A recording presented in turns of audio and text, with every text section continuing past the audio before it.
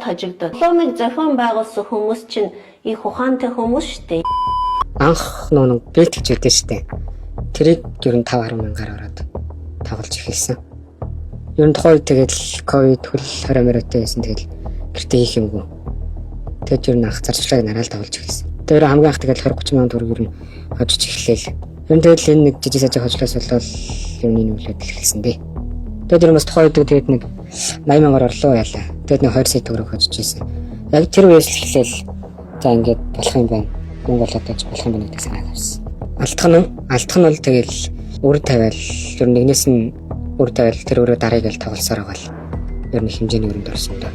За мөрөдө тоглоом асуудал юу нь ямар байдаг гэхээр нь одоо мөрөдө тоглоом тоглолоо гэхээр нэхлээд бол заавал хожлоо амсна.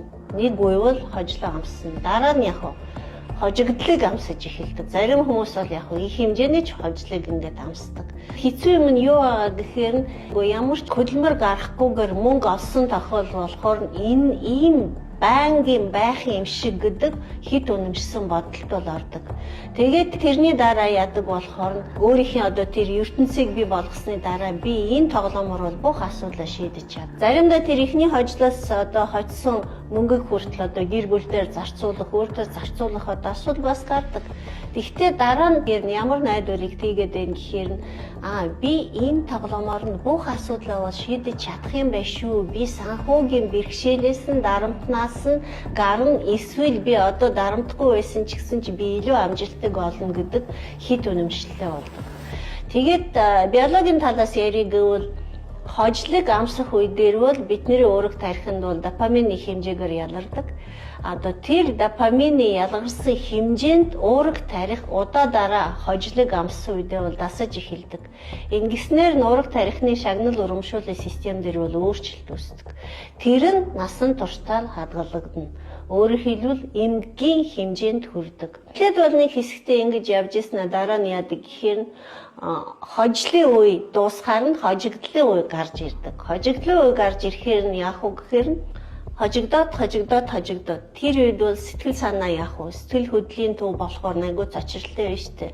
Гутран, гэмшин тий одоо өөрийгөө үзэн яадаг одоо тийм асуудлууд хүртэл орно.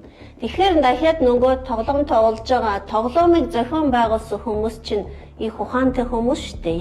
Яаж одоо энэ дэгээгээ залгисан хүнийг одоо өөрийнхөө юунаас нь тий алдахгүй байх юмс. Тийм учраас энийг банк ингээд хожигдолтой явуулахаар нь заавал нэг хожлыг амсах хэрэгтэй. Тэгээд дахиад нэг хожлыг амсна. Яг одоо нэг юм графикаар яриагвал нэг иймэрхүү яваад дараа нь буугаал ингээл. За тэгэхээр яад бол одоо тэр тухайн үед нөгөө хожлыг амсуулсан гэхээр тухайн хүн юу гэж боддог?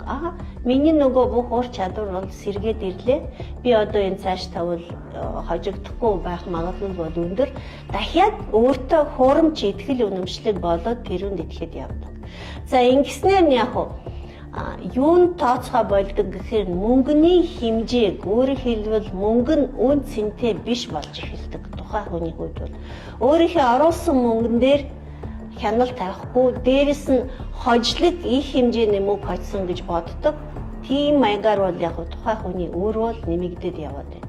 Тэгээд мэдээч одоо бүр болохоор нь тий хожигдлын үе рүү орохоор нь одоо энэ хүн яах вэ гэхээр нь мэдээч одоо дараа нь их хэмжээний одоо асуудал болд орсны дараа гэр бүлийнх нь мэднэ одоо гэр бүл дотроо хамт олон дотроо найз нөхдүүдийн дотроо өөрийнхөө нэр хүндгүү болох итгэл алдах гэдэг энэ дагалдах нийгмийн асуудал бол зөндөө бол гарч ирнэ. Нэг юмыг ойлгох хэрэгтэй байна.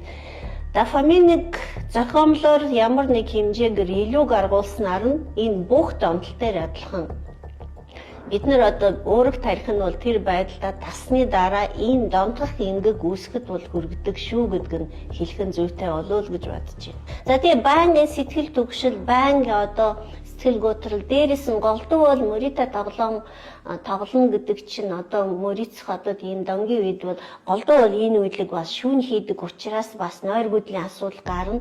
Энийн үндсэн дээр сэтгэл түгшил, сэтгэл готрол одоо нойр гүдэл гэдэг бол том хэмжээний сэтгцийн эмгүүд бас дахиад гарч болно. Хавсарсан маягаар солиорлол орох ч юм уу тий.